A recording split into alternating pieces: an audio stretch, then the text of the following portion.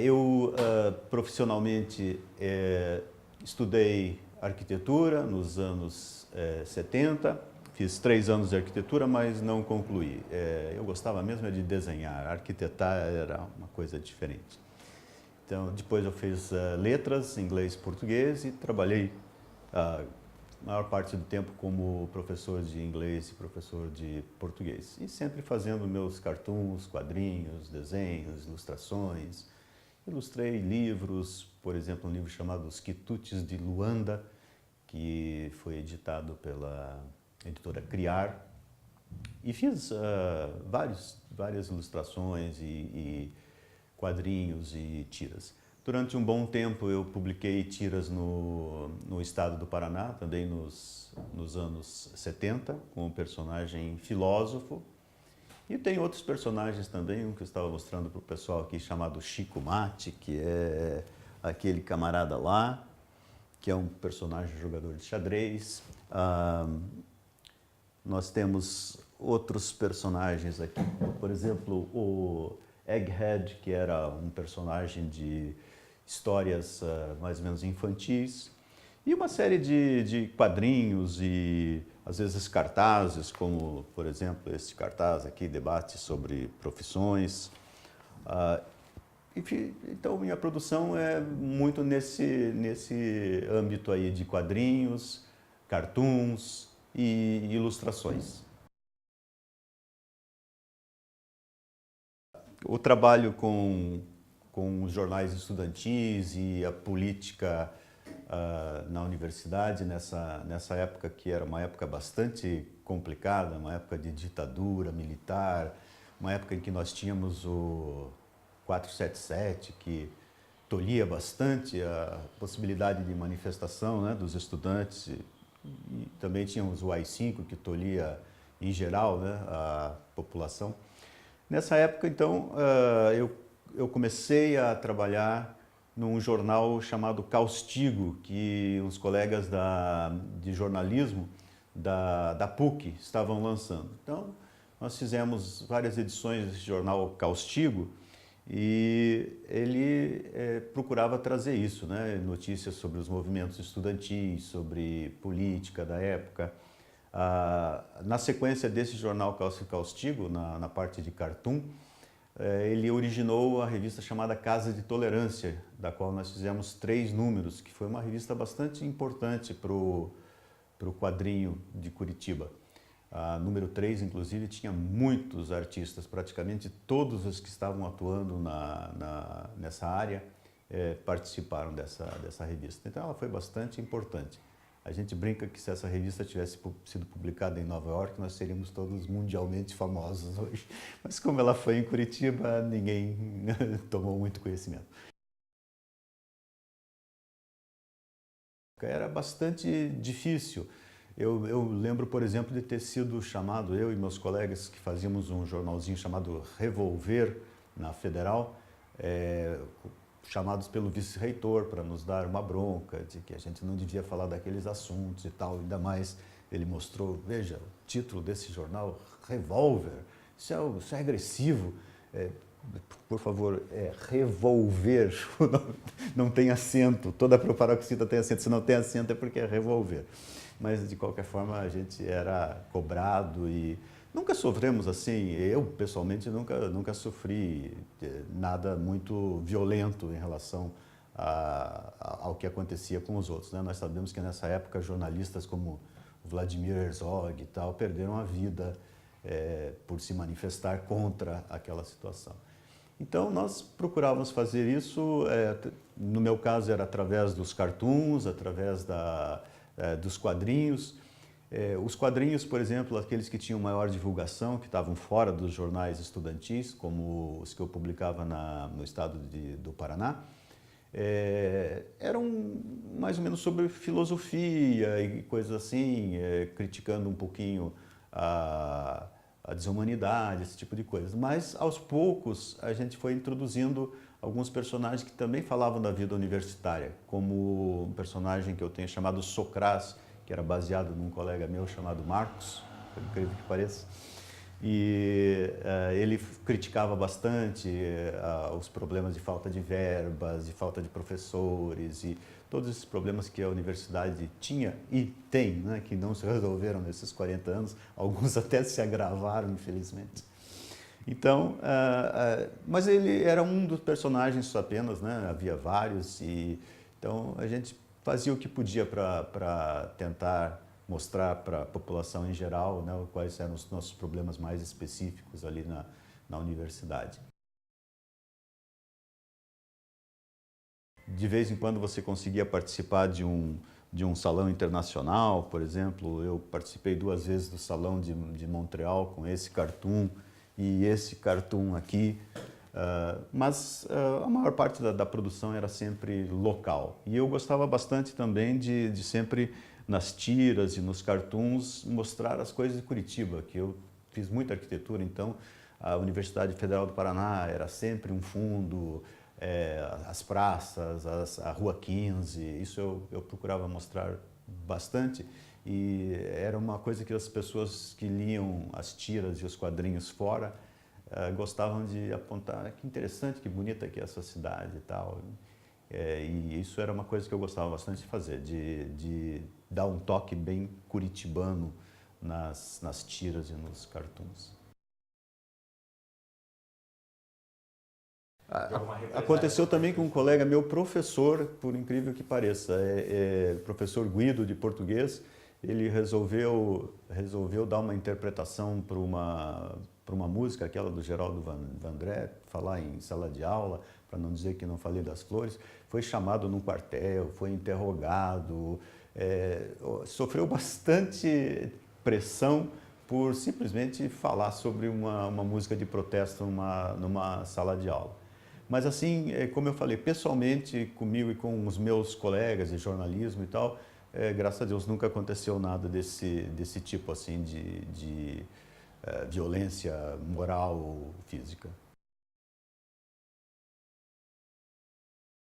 Isso por exemplo, do que a gente falou sobre como era a situação na universidade e tal, esse cartoon, por exemplo, dá uma ideia, né? Que o calouro chega na universidade e é aquele labirinto de coisas para fazer e coisas que não dão certo.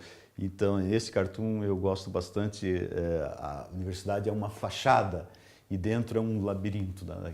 Deve ter até um minotauro escondido lá no fundo, doido para acabar com a vida do pobre do calouro.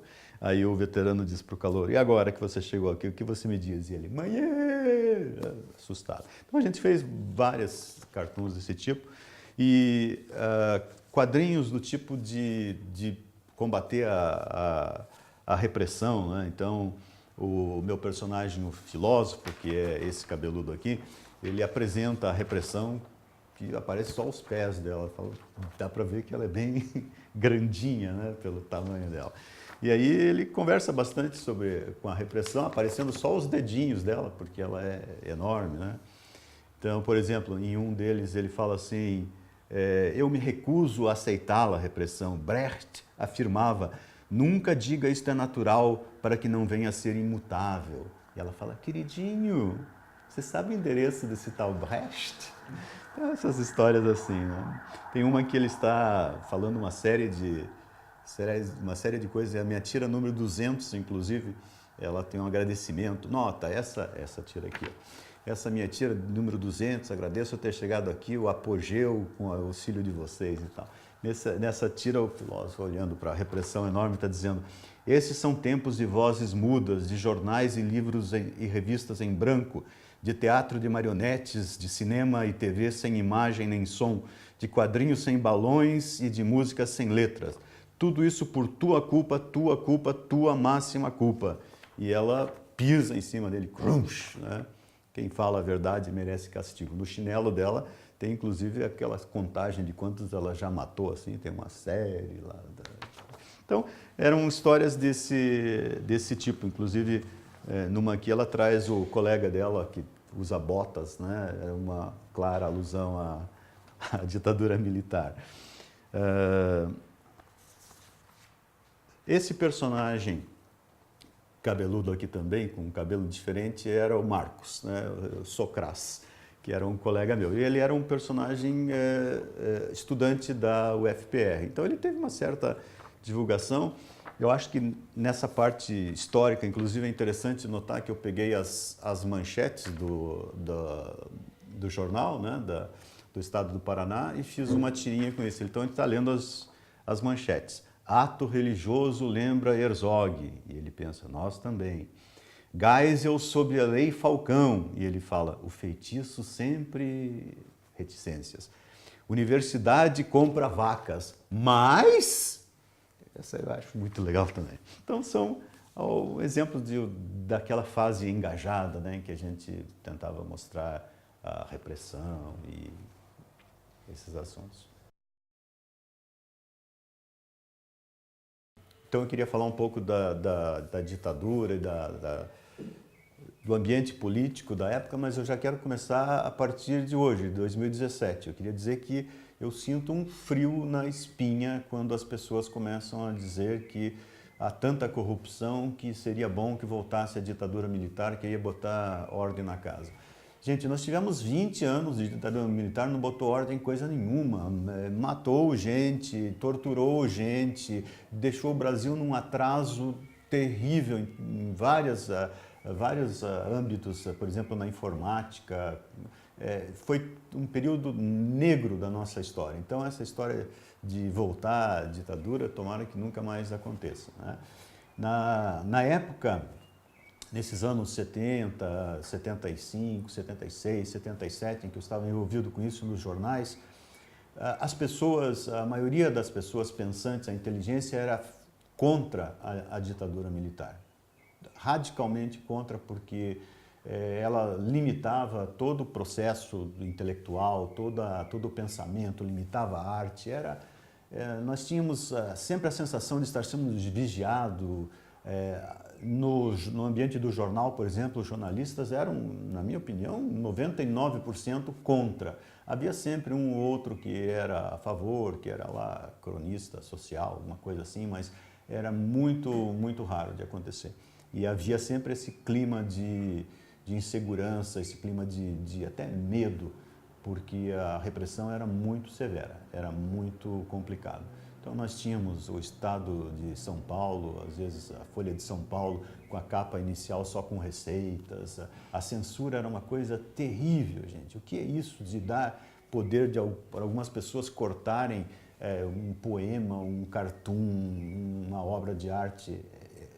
Para nós que somos artistas, isso é o inferno, literalmente. Então, nós éramos todos contra, eu, meus colegas de jornalismo, os profissionais também, nós como estudantes, os profissionais também, como o pessoal do estado do Paraná, com quem eu convivia, e a sociedade em geral, né? As pessoas tinham bastante receio de se expressar, de se reunir, de fazer manifestações, porque a repressão era muito severa.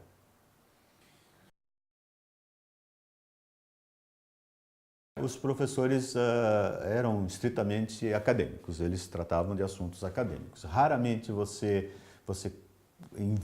desviava para falar da política.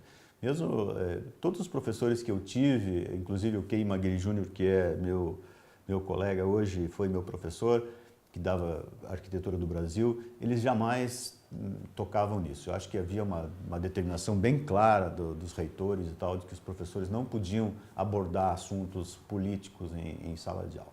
Política, não se fazia política na universidade. A universidade era para ensinar apenas, né? Coisa bem típica de ditadura militar, né? Preto e branco.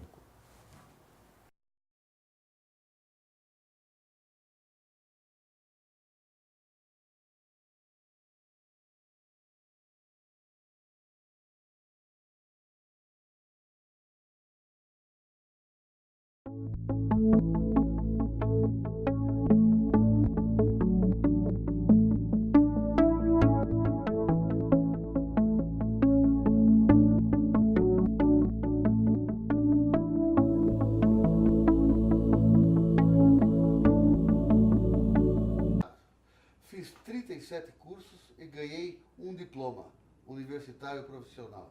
A charge é muito momentosa, entendeu? Eu tenho um livro, o meu único livro de charges, que é um livro de álbum de figurinhas e figurões. Esse livro, por exemplo, eu reuni uma coletânea de charges coloridas de primeira página que eu fazia no estado do Paraná. Quer dizer, foi exatamente na época da redemocratização. Pegou o final do governo Sarney até. Foi do governo Sarney, passou até a eleição do Collor. Tem charges lá que hoje, para você entender, você teria que ter vivido aquela época. Então, como essas charges que estão aqui, elas são bem datadas. São para aquela época. Então, se você não tiver uma pré-informação a respeito do momento que você estava vivendo, o que estava acontecendo naquele tempo, é difícil de entender. Quer dizer, daí que é a diferença entre a charge e o cartoon. Né? Que as pessoas têm que diferenciar bem isso. A charge é que é do francês, carga, você está fazendo uma crítica naquele momento, criticando uma situação, um acontecimento, né? Pode ser político, pode ser de comportamento e tal. O cartoon não, o cartoon é humor, quer dizer, o cartoon pode ser dizer assim, o cartoon chegaria em alguns momentos, ele chega até a ser uma poesia, até ser poético. Quer dizer, é o humor pelo humor, né? Quer dizer, o cartoon, o que é? É a famosa piada do náufrago numa ilha deserta e um coqueiro, tá? Que é o básico, né? O estereótipo, né? A ilha, o náufrago e o coqueiro. Dali você pode fazer 500 mil piadas, como já fizeram milhões, bilhões de cartoons, exatamente em cima dessa ideia, né? O coqueiro, o náufrago e a ilha. E aí você vai ter várias situações que você pode fazer humor em cima daquilo. Isso se chama cartoon, que é uma expressão inglesa, né? E a charge não, a charge é aquela que é de origem francesa, exatamente, a raiz da palavra, que é carga, você está fazendo carga em cima de algum acontecimento, alguma coisa. Por isso, por exemplo, que hoje as pessoas não entendem, por exemplo, os cartunistas franceses, que fizeram alguns morreram, inclusive, foram assassinados recentemente, né? Que trabalhavam no Charlie, né? Aquela revista francesa. A Charlie, por exemplo, era um típico do humor, do humor francês, do chargista francês. Quer dizer, sempre foi assim. Eles nunca obedeceram o limite. Para a charge você não pode obedecer limite. E mais, a charge nunca pode ser a favor, porque não existe humor a favor. Humor político não pode ser a favor. Quer dizer, até vou voltar ao Milor, né? Que o Milor, que é o nosso guru, né? O Milor dizia, né? O jornalismo é crítica, né? Se não for isso, é um armazém de secos e molhados. Quer dizer, ou você faz crítica ou não é humor, ou não é charge. É outra coisa.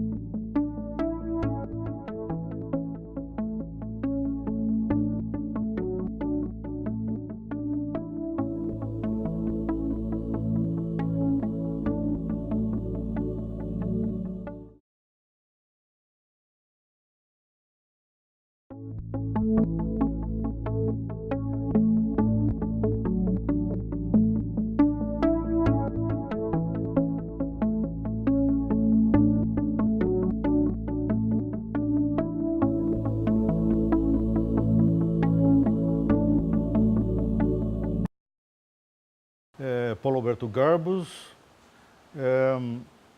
natural do interior do Paraná, Rio Negro. mas radicado em Curitiba desde os anos 66. Então, 51 anos. 51 anos em Curitiba.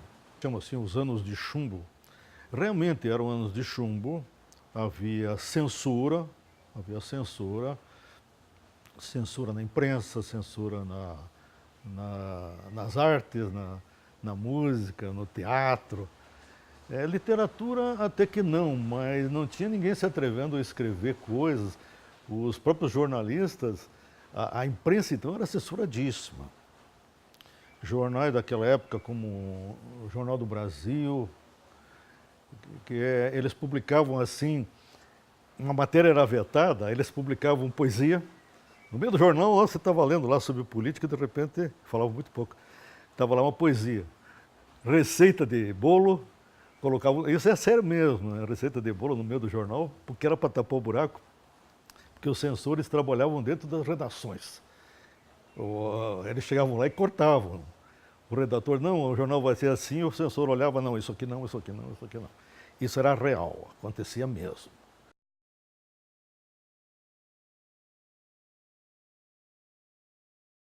Olha, dentro da universidade, você se limitava à vida acadêmica, então era normal. Não havia nada de especial.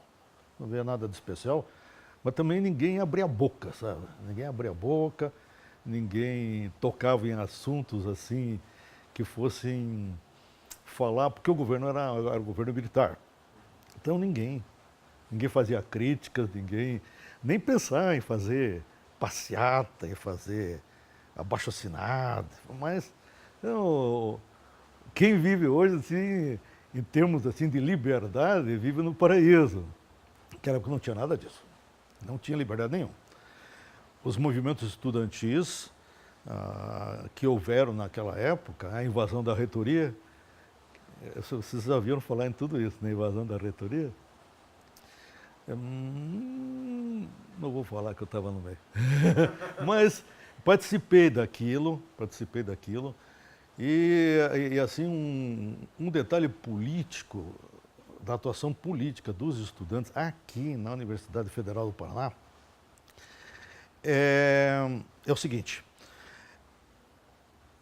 todas as escolas naquela época assim eram bastante descentralizadas, tinham seus centros acadêmicos.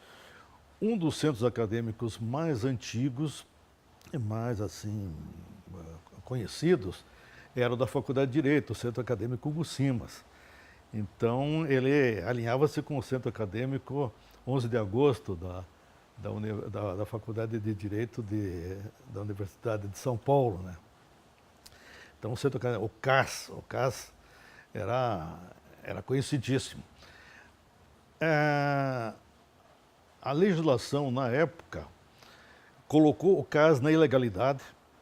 O CAS deixou de ser o órgão representativo dos estudantes da Faculdade de Direito e foi criado um outro órgão chamado, acho que era, estão começando umas reformas, então tinha um órgão chamado, acho que da CIESA, Diretor Acadêmico de Ciências Sociais Aplicadas, parece. Então ele reunia os representantes, esse órgão era o diretório, um diretório inventado pelo governo, baixado por lei. E o Centro Acadêmico Hugo Simas foi um dos poucos centros acadêmicos, teve alguns, mas foi pouquíssimos, que não foram extintos. Ele continuou funcionando paralelo. Isso é um aspecto interessante da vida política dentro da universidade. O Centro Acadêmico Hugo Simas continuou funcionando paralelo, porque ele tinha patrimônio, tem até hoje. E havia até uma coincidência, às vezes, assim, entre as pessoas que ocupavam o cargo. Eu fui presidente do Centro Acadêmico Hugo Simas, num período... Eu estava quase terminando a faculdade, acho que em 75, 76. E eu acho que num período anterior eu devo ter ocupado algum cargo, não de presidente, mas representante do curso de Direito, nesse Diretório Acadêmico de Ciências Sociais Aplicadas, que existia pro forma. Mas para efeito de carteirinha, de alguma coisa, de alguma verba, que era raro também naquela época, o que valia era oficial. Talvez um dos motivos pelo qual o Centro Acadêmico Hugo Simas subsistiu é que ele tinha renda própria, sabe? O Centro Acadêmico Hugo Simas tem até hoje um imóvel que fica na Marechal Floriano, ali entre a André de Barros e a Praça Carlos Gomes, do lado direito de quem desce a Marechal Floriano. Lá era a sede própria, comprada lá nos anos 40, não sei o quê, do Centro Acadêmico Hugo Simas. Mas o nosso trabalho não era mais na subsede, que era no subsolo da universidade, a subsede era ali. E aquele imóvel lá, até no meu tempo, estava desativado a parte de cima, que seria a sede do Centro Acadêmico. Mas as lojas de embaixo todas alugadas. Então nós tínhamos renda de aluguel. Então com essa renda de aluguel a gente fazia atividade do Centro Acadêmico.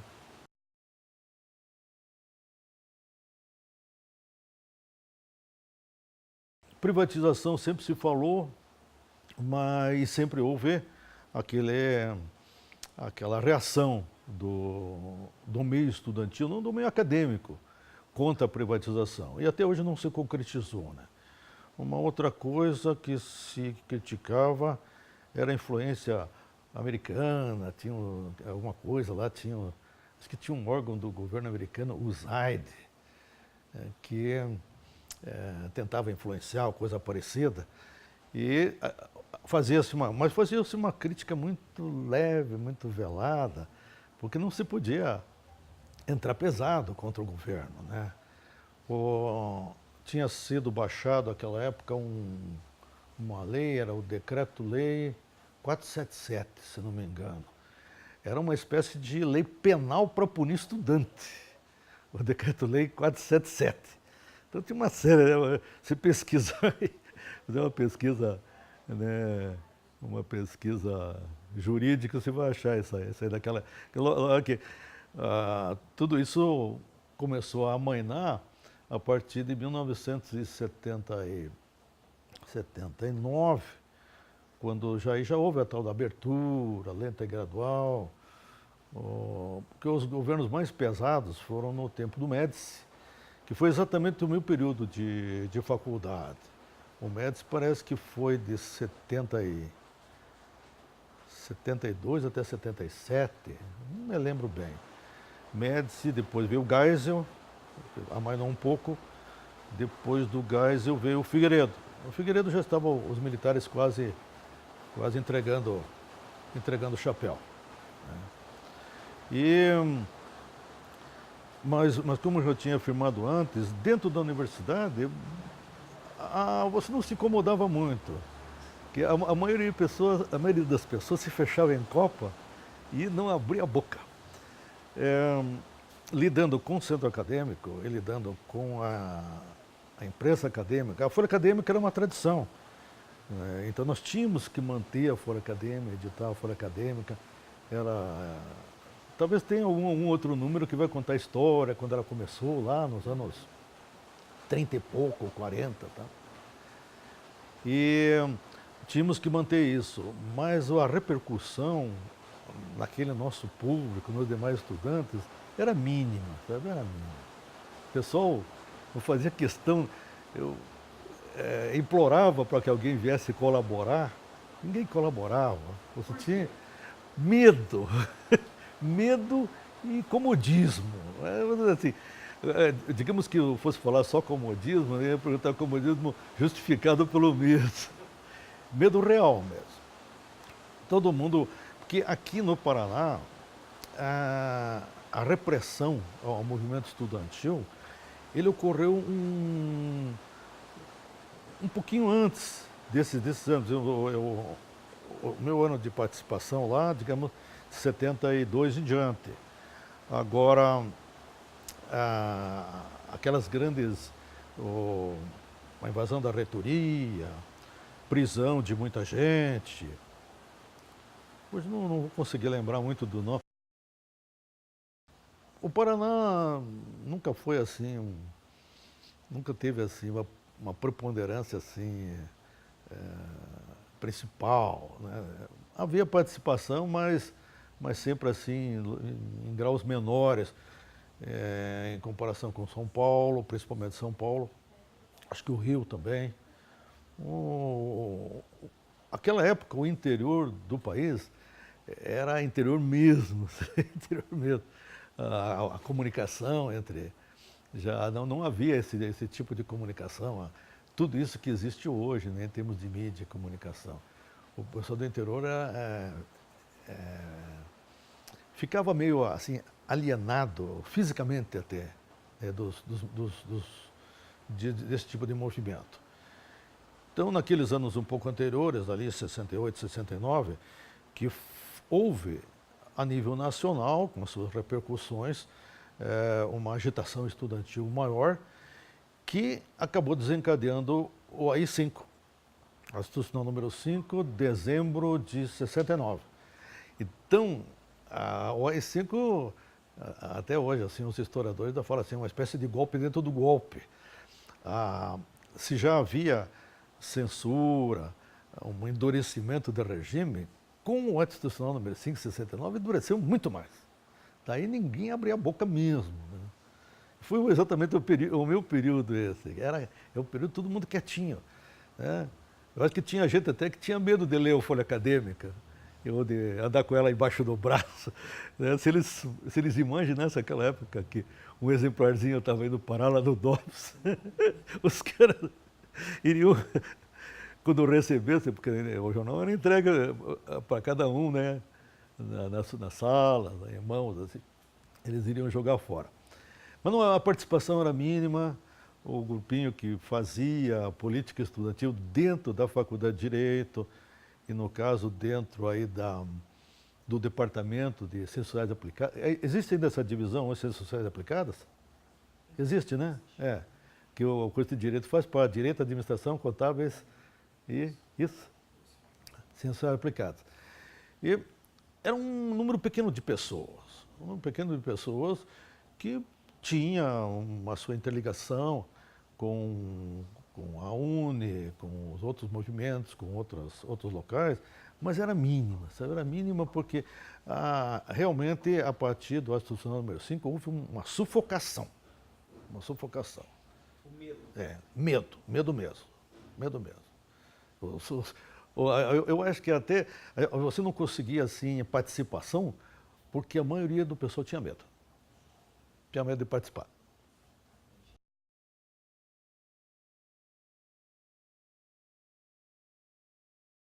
Eu comecei na política estudantil. Então, eu entrei na Faculdade de Direito em 72, daí já logo em seguida, naquele ano, as eleições eram anuais para o presidente do CAS, desencadeou-se um movimento estudantil interno. Daí eu acabei me entrosando com um pessoal de um partido novo, porque tinha o partido situacionista, que era o PDU, acho que era PDU, Partido Democrático Universitário. Esse pessoal era de direita e era o partido situacionista. E o partido que a pessoa lá com quem eu acabei me entrosando, não que eles fossem esquerda, mas elas eram oposição ao PDU. Então fundou-se o Partido Novo, acho que era o MAP, Movimento Acadêmico Progressista. É divertido isso aí, porque sempre foi um microcosmo da política dentro da Faculdade de Direito. Acho que até hoje existe isso. E daí elegemos lá acabamos ganhando a eleição. Até um pouco mais de empenho, aquela assim, apatia, aquele marasmo, aquele medo de participar predominando. Então a gente acabou no fim fazendo um movimento nosso e ganhamos a eleição, elegemos. Tanto é que, digamos, isso foi o ano de 72, então 73, 74 foi esse grupo, 74, 75, repetiu o nosso grupo, e eu acabei entrando em 75, 76, porque fazia parte do grupo. Na primeira fase, eu acabei recebendo incumbência do Departamento de Imprensa, eu acho, que exatamente tinha por incumbência editar o Folha Acadêmica. Então nós começamos a editar o Folha Acadêmica e ele acho que prosseguiu depois, né? Acho que prosseguiu. Hoje eu não sei, mas prosseguiu depois. Então durante todo o período, eu não me lembro a periodicidade, mas acho que nós fazíamos cada 2 meses, uma coisa assim, editávamos o jornal. E era produção própria? Produção própria, montávamos e depois levávamos para aquela época era feito em gráfica, tá? Nós levávamos para a gráfica e a gráfica imprimia jornal, papel, assim. E as charges? Todos eles a gente... Era assim, você fazia lá uma charge, um desenho, e como é que chamava? Esse clichê. Era um trabalho fotográfico, de fazer um clichê, acho que essa é a palavra técnica lá. Um fotógrafo, um técnico lá produzia o clichê e esse material era entregue junto com o material escrito para a gráfica e a gráfica imprimia, usando o mesmo sistema que se usava nos jornais normais. E essa gráfica não era uma gráfica pequena, mas ela era assim especializada até em fazer jornais, tá? Porque esse tipo de jornal assim, mas tabloide, acho que seria esse tipo de coisa, já é muito antigo esse formato, e sempre se usou, né? Hoje que isso aí acho que desapareceu muito, hoje é tudo informático. E prosseguimos até a época que eu entreguei o Centro Acadêmico, editando o jornal, atividades que nós fazíamos, acho que deve ter um número do jornal lá que tem entrevista com um jurista. Então, um trabalho que o Centro Acadêmico fazia naquela época era séries de conferências e trazer juristas renomados do país, de São Paulo, do Rio, da Bahia, para proferir série de palestras. E isso o pessoal gostava, as meninas principalmente vibravam, porque nós fornecíamos certificado, então o cara frequentava lá 4 palestras e saía com um diplominha. E eles achavam que tinha aí um valor grande lá no currículo. Sei lá, né? Mas em todo caso, nós fornecíamos o certificado e tínhamos a oportunidade de conviver com esses juristas.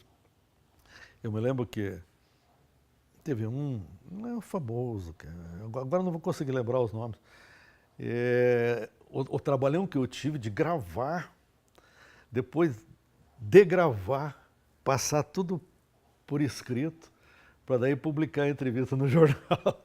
Olha, deu um trabalhão. E isso muito era trabalho físico meu mesmo, eu fazia sozinho. O senhor chegou até a comentar que uma das imagens o senhor chegou a fazer? Não, de vez em quando uma chargezinha eu acho que eu cheguei a fazer uma charge lá. Não, porque às vezes você podia recolher alguma coisa, talvez alguém fazia. Eu não me lembro, acho que achei, não vou fazer uma charge aí. Porque naquela época nós éramos a cultura do Pasquim, sabe? Vocês devem conhecer o jornal Pasquim. Então o Pasquim ele começou em 1969. Então o pessoal mais ligado era leitor do Pasquim.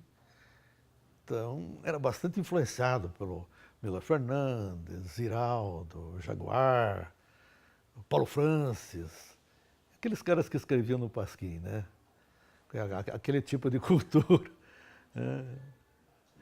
O Centro Acadêmico ele mantinha na subsede uma espécie de biblioteca circulante, assinava os jornais principais do país, né? A Folha de São Paulo, o Estado de São Paulo, Correio Brasilense, que nem sei se ainda existe. Naquela época tinha um jornal que já acabou hoje, Jornal do Brasil, que é um jornal muito bom. A gente assinava, os jornais ficavam à disposição dos alunos ali. Já tinha naquela época a Revista Veja. A Revista Veja já era daquela época. Acho que essas outras foram mais modernas depois, mas a Veja já existia. E a gente procurava transmitir cultura principalmente, né? O objetivo, até alguma coisa parecia escrita na Folha Acadêmica, assim, que era o objetivo nosso, era transmitir cultura. Às vezes parecia, chovendo no molhado, né? Malhando ferro frio, mas em todo caso a gente fazia, né? E naquela época havia uma espécie de motivação, dada o próprio clima. É interessante, para que as pessoas, mesmo arrostando a censura, e assim, um ambiente mais pesado, não todos, mas muitos se movimentavam. Acho que além disso é muito difícil de dizer alguma coisa.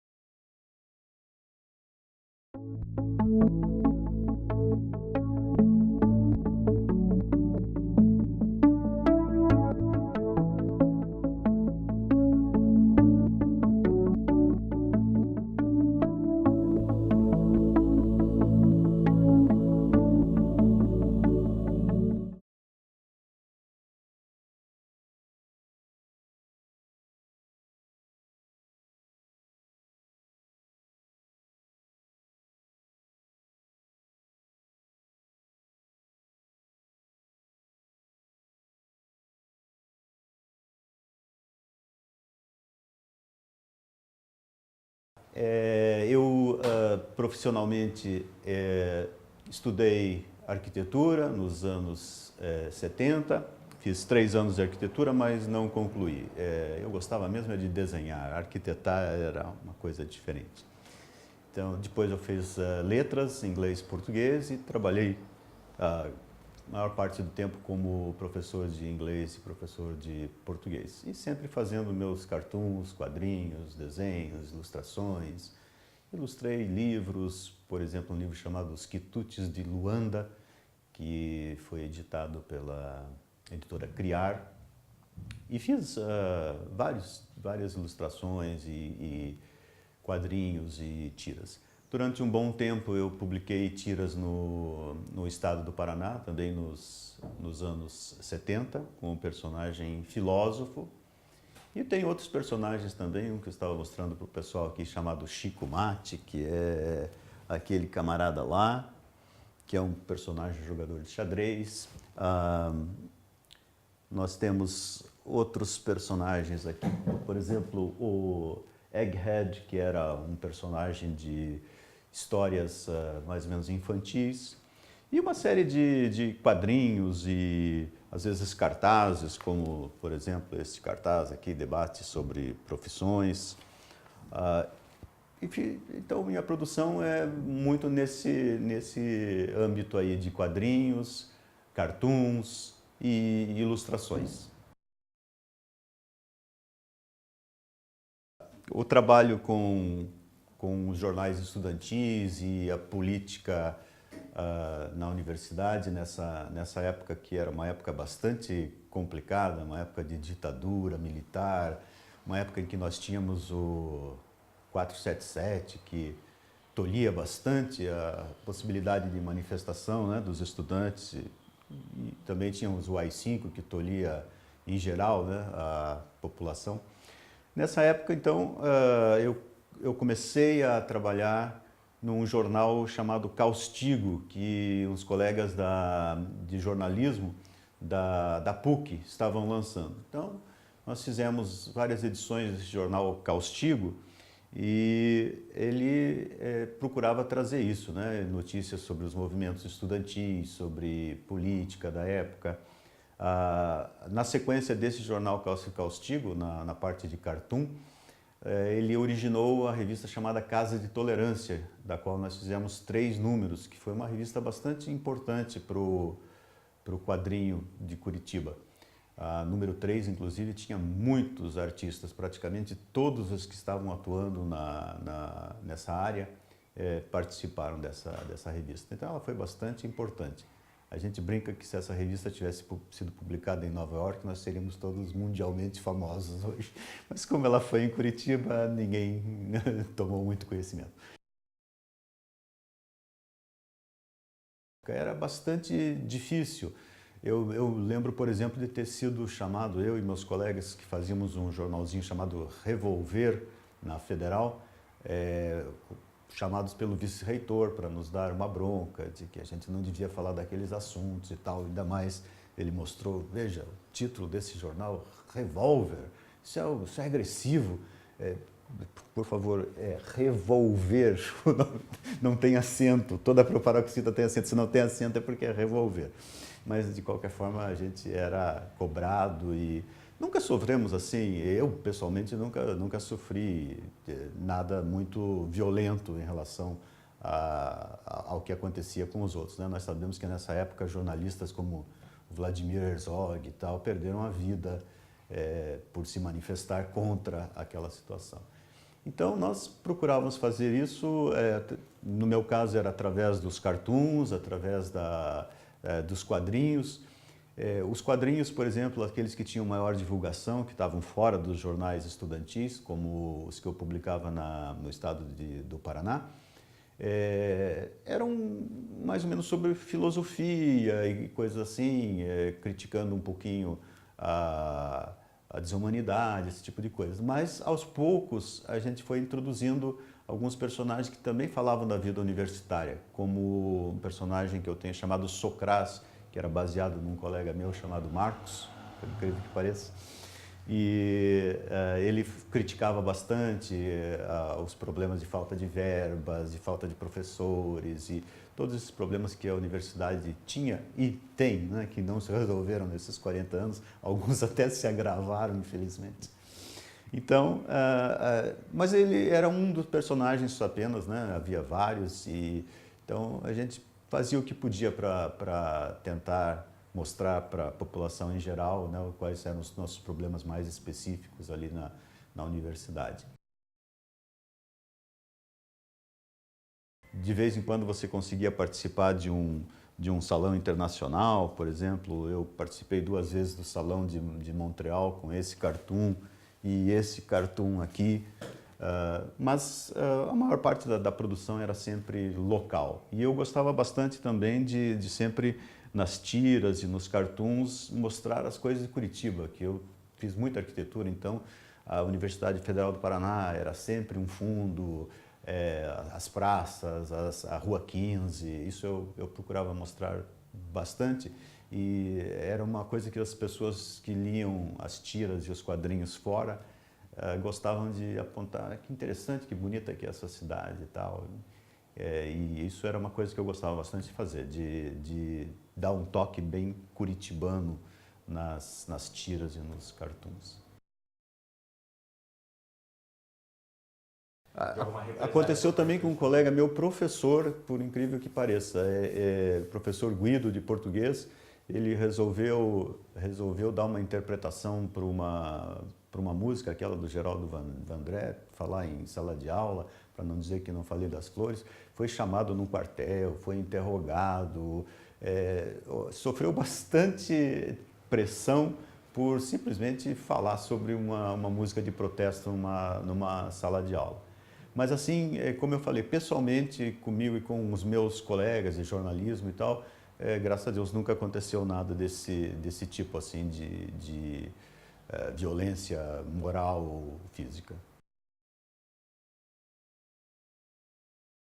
Isso por exemplo, do que a gente falou sobre como era a situação na universidade e tal, esse cartoon, por exemplo, dá uma ideia, né? Que o calouro chega na universidade e é aquele labirinto de coisas para fazer e coisas que não dão certo. Então, esse cartoon eu gosto bastante. A universidade é uma fachada e dentro é um labirinto, né?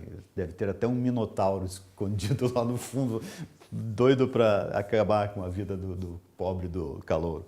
Aí o veterano diz para o calouro: e agora que você chegou aqui, o que você me diz? E ele: mãe, assustado. Então a gente fez várias cartoons desse tipo e quadrinhos do tipo de combater a repressão, né? Então o meu personagem, o filósofo, que é esse cabeludo aqui, ele apresenta a repressão que aparece só os pés dela. Dá para ver que ela é bem grandinha, né, pelo tamanho dela. E aí ele conversa bastante com a repressão, aparecendo só os dedinhos dela, porque ela é enorme, né? Então, por exemplo, em um deles ele fala assim, eu me recuso a aceitá-la, a repressão. Brecht afirmava, nunca diga isto é natural para que não venha a ser imutável. E ela fala, queridinho, você sabe o endereço desse tal Brecht? Então, essas histórias assim, né?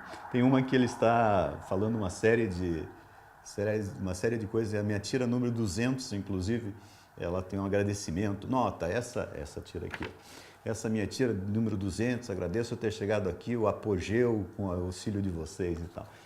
Nessa tira, o filósofo, olhando para a repressão enorme, está dizendo, esses são tempos de vozes mudas, de jornais e livros e revistas em branco, de teatro de marionetes, de cinema e TV sem imagem nem som, de quadrinhos sem balões e de música sem letras. Tudo isso por tua culpa, tua máxima culpa. E ela pisa em cima dele, crunch, né? Quem fala a verdade merece castigo. No chinelo dela tem inclusive aquela contagem de quantos ela já matou, assim, tem uma série lá. Então, eram histórias desse tipo. Inclusive, numa aqui ela traz o colega dela que usa botas, né? É uma clara alusão à ditadura militar. Esse personagem cabeludo aqui também, com um cabelo diferente, era o Marcos, né? O Socrates, que era um colega meu. E ele era um personagem estudante da UFPR. Então ele teve uma certa divulgação. Eu acho que nessa parte histórica, inclusive, é interessante notar que eu peguei as manchetes do jornal, né? Do estado do Paraná, e fiz uma tirinha com isso. Então ele está lendo as manchetes. Ato religioso lembra Herzog, e ele pensa, nós também. Geisel sob a lei Falcão, e ele fala, o feitiço sempre reticências. Universidade compra vacas, mas... Essa eu acho muito legal também. Então são exemplos daquela fase engajada, né, em que a gente tentava mostrar a repressão e esses assuntos. Então eu queria falar um pouco da ditadura e do ambiente político da época, mas eu já quero começar a partir de hoje, de 2017. Eu queria dizer que eu sinto um frio na espinha quando as pessoas começam a dizer que há tanta corrupção que seria bom que voltasse a ditadura militar, que ia botar ordem na casa. Gente, nós tivemos 20 anos de ditadura militar, não botou ordem em coisa nenhuma, matou gente, torturou gente, deixou o Brasil num atraso terrível em vários âmbitos, por exemplo, na informática. Foi um período negro da nossa história. Então, essa história de voltar à ditadura, tomara que nunca mais aconteça, né? Na época, nesses anos 70, 75, 76, 77, em que eu estava envolvido com isso nos jornais, a maioria das pessoas pensantes, a inteligência era contra a ditadura militar. Radicalmente contra, porque ela limitava todo o processo intelectual, todo o pensamento, limitava a arte. Nós tínhamos sempre a sensação de estar sendo vigiados. No ambiente do jornal, por exemplo, os jornalistas eram, na minha opinião, 99% contra. Havia sempre um ou outro que era a favor, que era lá cronista social, uma coisa assim, mas era muito, muito raro de acontecer. E havia sempre esse clima de insegurança, esse clima de até medo, porque a repressão era muito severa, era muito complicado. Então nós tínhamos o Estado de São Paulo, às vezes a Folha de São Paulo, com a capa inicial só com receitas. A censura era uma coisa terrível, gente. O que é isso de dar poder para algumas pessoas cortarem um poema, um cartoon, uma obra de arte?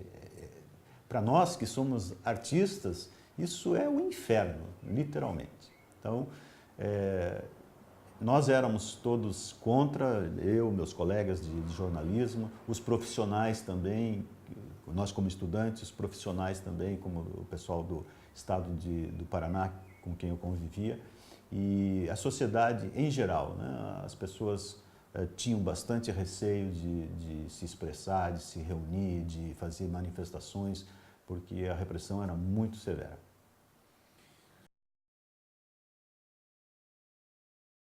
Os professores eram estritamente acadêmicos, eles tratavam de assuntos acadêmicos. Raramente você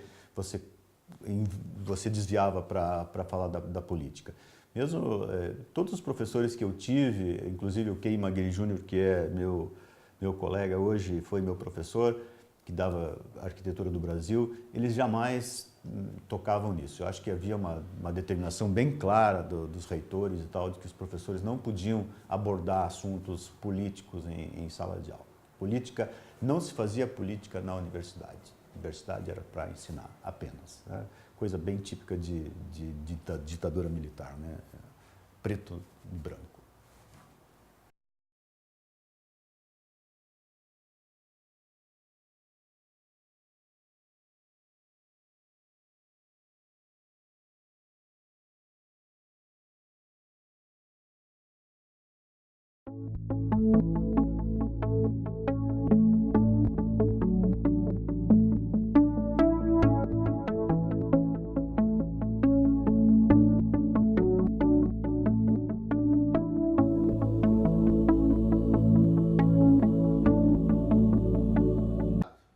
Fiz 37 cursos e ganhei um diploma universitário profissional. A charge é muito momentosa, entendeu? Eu tenho um livro, o meu único livro de charges, que é um livro de álbum de figurinhas e figurões. Esse livro, por exemplo, eu reuni uma coletânea de charges coloridas de primeira página que eu fazia no estado do Paraná. Quer dizer, foi exatamente na época da redemocratização, pegou o final do governo Sarney até, do governo Sarney, passou até a eleição do Collor. Tem charges lá que hoje, para você entender, você teria que ter vivido aquela época. Então, como essas charges que estão aqui, elas são bem datadas. São para aquela época. Então, se você não tiver uma pré-informação a respeito do momento que você estava vivendo, o que estava acontecendo naquele tempo, é difícil de entender. Quer dizer, daí que é a diferença entre a charge e o cartoon, né? Que as pessoas têm que diferenciar bem isso. A charge que é do francês, carga, você está fazendo uma crítica naquele momento, criticando uma situação, um acontecimento, né? Pode ser político, pode ser de comportamento e tal. O cartoon não, o cartoon é humor, quer dizer, o cartoon pode ser dizer assim, o cartoon chegaria em alguns momentos, ele chega até a ser uma poesia, até a ser poético. Quer dizer, é o humor pelo humor, né? Quer dizer, o cartoon, o que é? É a famosa piada do náufrago numa ilha deserta e um coqueiro, tá? Que é o básico, né? O estereótipo, né? A ilha, o náufrago e o coqueiro. Dali você pode fazer 500 mil piadas, como já fizeram milhões, tem bilhões de cartoons exatamente em cima dessa ideia, né? O coqueiro, o náufrago e a ilha. E aí você vai ter várias situações que você pode fazer humor em cima daquilo. Isso se chama cartoon, que é uma expressão inglesa, né? E a charge não, a charge é aquela que é de origem francesa, exatamente, a raiz da palavra, que é carga, você está fazendo carga em cima de algum acontecimento, alguma coisa. Por isso, por exemplo, que hoje as pessoas não entendem, por exemplo, os cartunistas franceses, que fizeram alguns morreram, inclusive, foram assassinados recentemente, né? Que trabalhavam no Charlie, né? Aquela revista francesa. A Charlie, por exemplo, era um típico do humor, do humor francês, do chargista francês. Quer dizer, sempre foi assim. Eles nunca obedeceram o limite. Para a charge você não pode obedecer limite. E mais, a charge nunca pode ser a favor, porque não existe humor a favor. Humor político não pode ser a favor. Quer dizer, Até vou voltar ao Milor, né? Que o Milor, que é o nosso guru, né? O Milor dizia, né? O jornalismo é crítica, né? Se não for isso, é um armazém de secos e molhados. Quer dizer, ou você faz crítica ou não é boa, ou não é charge. É outra coisa.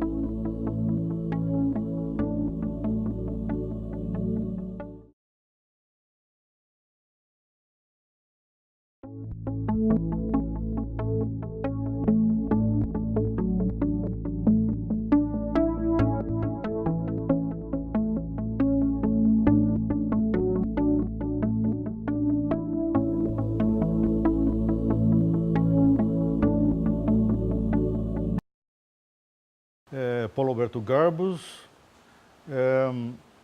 natural do interior do Paraná, Rio Negro, mas radicado em Curitiba desde os anos 66. Então, 51 anos. 51 anos em Curitiba. Chama assim os anos de chumbo. Realmente eram anos de chumbo, havia censura na imprensa, censura nas artes, na música, no teatro. Literatura até que não, mas não tinha ninguém se atrevendo a escrever coisas. Os próprios jornalistas, a imprensa então era censuradíssima. Jornais daquela época, como o Jornal do Brasil, eles publicavam assim, uma matéria era vetada, eles publicavam poesia. No meio do jornal, você estava lendo lá sobre política, de repente, falava muito pouco, estava lá uma poesia. Receita de bolo, colocavam, isso é sério mesmo, né? Receita de bolo no meio do jornal, porque era para tapar o buraco, porque os censores trabalhavam dentro das redações. Eles chegavam lá e cortavam.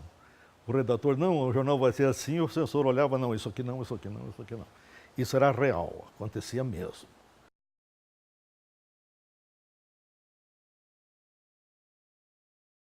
Olha, dentro da universidade, você se limitava à vida acadêmica, então era normal. Não havia nada de especial. Não havia nada de especial, mas também ninguém abria a boca, sabe? Ninguém abria a boca, ninguém tocava em assuntos assim que fossem falar, porque o governo era o governo militar. Então ninguém fazia críticas, ninguém nem pensar em fazer passeata, em fazer abaixo-assinado, mas quem vive hoje assim, em termos assim de liberdade, vive no paraíso. Naquela época não tinha nada disso, não tinha liberdade nenhuma. Os movimentos estudantis que houveram naquela época, a invasão da reitoria, vocês já viram falar em tudo isso, na invasão da reitoria? Não vou falar que eu estava no meio. Mas participei daquilo. E assim, um detalhe político, da atuação política dos estudantes aqui na Universidade Federal do Paraná, é o seguinte: todas as escolas naquela época assim eram bastante descentralizadas, tinham seus centros acadêmicos. Um dos centros acadêmicos mais antigos e mais assim conhecidos era o da Faculdade de Direito, o Centro Acadêmico Hugo Simas. Então ele alinhava-se com o Centro Acadêmico 11 de Agosto da Faculdade de Direito da Universidade de São Paulo, né? Então o CAS era conhecidíssimo. A legislação, na época, colocou o CAS na ilegalidade. O CAS deixou de ser o órgão representativo dos estudantes da Faculdade de Direito e foi criado um outro órgão chamado, acho que era, estão começando umas reformas, então tinha um órgão chamado, acho que da CIESA, Diretor Acadêmico de Ciências Sociais Aplicadas, parece. Então ele reunia os representantes, não, ele reunia não, esse órgão era o diretório, um diretório inventado pelo governo, baixado por lei. E o Centro Acadêmico Gusimas foi um dos poucos centros acadêmicos, né? Teve alguns, mas foi pouquíssimos, que não foram extintos. Ele continuou funcionando paralelo. Isso é um aspecto interessante da vida política dentro da universidade. O Centro Acadêmico Gusimas continuou funcionando paralelo, porque ele tinha patrimônio, tem até hoje. E havia até uma coincidência, às vezes, assim, entre as pessoas que ocupavam o cargo. Eu fui presidente do Centro Acadêmico Gusimas, num período... Eu estava quase terminando a faculdade, acho que em 75, 76. E eu acho que num período anterior eu devo ter ocupado algum cargo, não de presidente, mas representante do curso de Direito, nesse Diretório Acadêmico de Ciências Sociais Aplicadas, que existia pro forma. Mas para efeito de carteirinha, de alguma coisa, de alguma verba, que era raro também naquela época, o que valia era oficial. Talvez um dos motivos pelo qual o Centro Acadêmico Gusimas subsistiu é que ele tinha renda própria, sabe? O Centro Acadêmico Gusimas tem até hoje um imóvel que fica na Marechal Floriano, ali entre a André de Barros e a Praça Carlos Gomes, do lado direito de quem desce a Marechal Floriano. Lá era a sede própria, comprada lá nos anos 40, não sei o quê, do Centro Acadêmico Gusimas. Mas o nosso trabalho não era mais na subsede, que era no subsolo da universidade, a subsede era ali.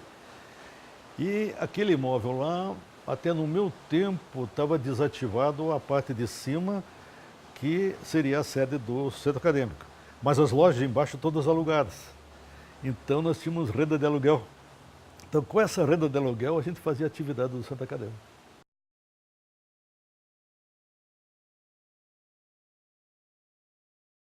Privatização sempre se falou, mas sempre houve aquela reação do meio estudantil, não do meio acadêmico, contra a privatização. E até hoje não se concretizou, né? Uma outra coisa que se criticava era a influência americana, tinha alguma coisa lá, acho que tinha um órgão do governo americano, o USAID, que tentava influenciar, coisa parecida, e fazia-se uma crítica muito leve, muito velada, porque não se podia entrar pesado contra o governo, né? Tinha sido baixado naquela época uma lei, era o Decreto-Lei 477, se não me engano. Era uma espécie de lei penal para punir estudante, o Decreto-Lei 477. Então tinha uma série, né? Você pesquisa, fazer uma pesquisa jurídica, você vai achar isso aí daquela... tudo isso começou a amainar a partir de 1979, quando já houve a tal da abertura, lenta e gradual, porque os governos mais pesados foram no tempo do Médici, que foi exatamente o meu período de faculdade. O Médici parece que foi de 72 até 77, não me lembro bem. Médici, depois veio o Geisel, amainou um pouco, depois do Geisel veio o Figueiredo. O Figueiredo já estavam os militares quase entregando o chapéu, né? Mas como eu já tinha afirmado antes, dentro da universidade, você não se incomodava muito. Porque a maioria das pessoas se fechava em copa e não abria a boca. lidando com o centro acadêmico e lidando com a imprensa acadêmica, a Folha Acadêmica era uma tradição. Né? Então nós tínhamos que manter a Folha Acadêmica, editar a Folha Acadêmica. Talvez tenha algum outro número que vai contar a história, quando ela começou lá nos anos 30 e pouco, 40. Tá? E tínhamos que manter isso, mas a repercussão naquele nosso público, nos demais estudantes, era mínima, sabe? Era mínima.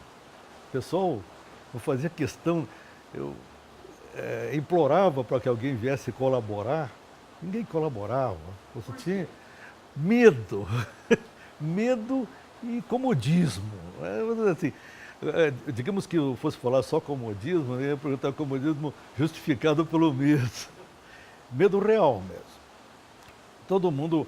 Porque aqui no Paraná, a repressão ao movimento estudantil, ele ocorreu um pouquinho antes desses anos. O meu ano de participação lá, digamos, 72 em diante. Agora, aquelas grandes... a invasão da reitoria, prisão de muita gente. Hoje não vou conseguir lembrar muito do nome. O Paraná nunca foi assim, nunca teve assim uma preponderância assim principal, né? Havia participação, mas sempre assim em graus menores, em comparação com São Paulo, principalmente São Paulo. Acho que o Rio também. Aquela época, o interior do país era interior mesmo, interior mesmo. A comunicação entre... Já não havia esse tipo de comunicação, tudo isso que existe hoje, né, em termos de mídia e comunicação. O pessoal do interior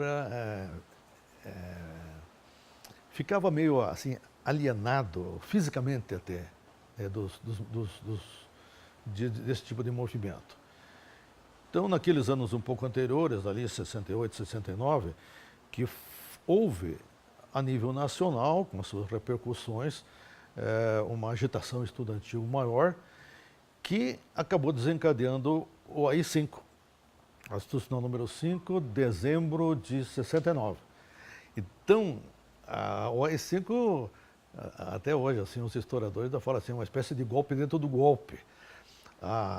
Se já havia censura, um endurecimento do regime, com o Institucional número 5, 69, endureceu muito mais.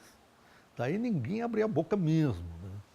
Foi exatamente o meu período esse. Era o período todo mundo quietinho. Né? Eu acho que tinha gente até que tinha medo de ler a Folha Acadêmica, ou de andar com ela embaixo do braço. Né? Se eles imaginassem naquela época que um exemplarzinho estava indo parar lá no DOPS, os caras iriam, quando recebessem, porque o jornal era entregue para cada um, né? Na sala, em mãos, assim, eles iriam jogar fora. Mas não, a participação era mínima, o grupinho que fazia a política estudantil dentro da Faculdade de Direito, e no caso dentro aí do Departamento de Ciências Sociais Aplicadas. Existe ainda essa divisão, Ciências Sociais Aplicadas? Existe, né? Que o curso de Direito faz parte, Direito, Administração, Contábeis e isso, Ciências Sociais Aplicadas. E era um número pequeno de pessoas, que tinha uma sua interligação com a UNE, com os outros movimentos, com outros locais, mas era mínima, sabe? Era mínima porque realmente a partir do Institucional número 5 houve uma sufocação. Uma sufocação. O medo. Medo mesmo. Eu acho que até você não conseguia assim participação porque a maioria do pessoal tinha medo. Tinha medo de participar.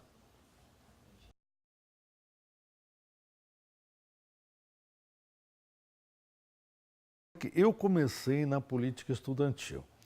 Então, eu entrei na Faculdade de Direito em 72, daí já logo em seguida, naquele ano, as eleições eram anuais para o presidente do CAS, desencadeou-se um movimento estudantil interno. Daí eu acabei me entrosando com um pessoal de um partido novo, porque tinha o partido situacionista, que era o PDU, acho que era PDU, Partido Democrático Universitário. Esse pessoal era de direita e era o partido situacionista. E o partido que a pessoa lá com quem eu acabei me entrosando, não que eles fossem esquerda, mas elas eram oposição ao PDU.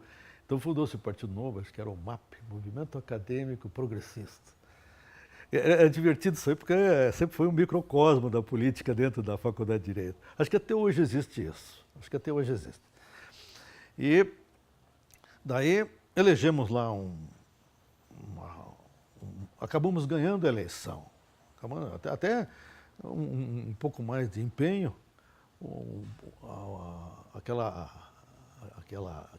assim, apatia, aquele marasmo, aquele medo de participar predominando.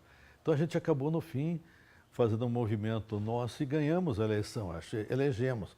Tanto é que, digamos, isso foi o ano de 72, então 73, 74 foi esse grupo, 74, 75, repetiu o nosso grupo. E eu acabei entrando em 75, 76, porque fazia parte do grupo. Na primeira fase, eu acabei recebendo incumbência do Departamento de Imprensa, eu acho, que exatamente tinha por incumbência editar o Folha Acadêmica.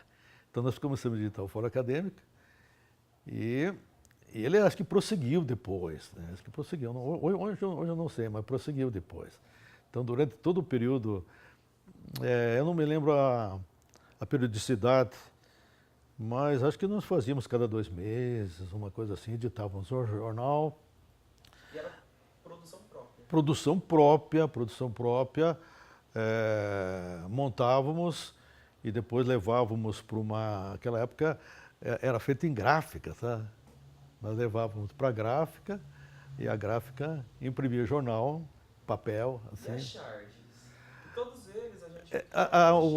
Era assim, você fazia lá uma charge, um desenho, e como é que chamava? Esse clichê. Era um trabalho fotográfico, de fazer um clichê, acho que essa é a palavra técnica lá. Um fotógrafo, um técnico lá produzia o clichê e esse material era entregue junto com o material escrito para a gráfica e a gráfica imprimia, usando o mesmo sistema que se usava nos jornais normais. E essa gráfica não era uma gráfica pequena, mas ela era assim especializada até em fazer jornais, tá? Porque esse tipo de jornal assim,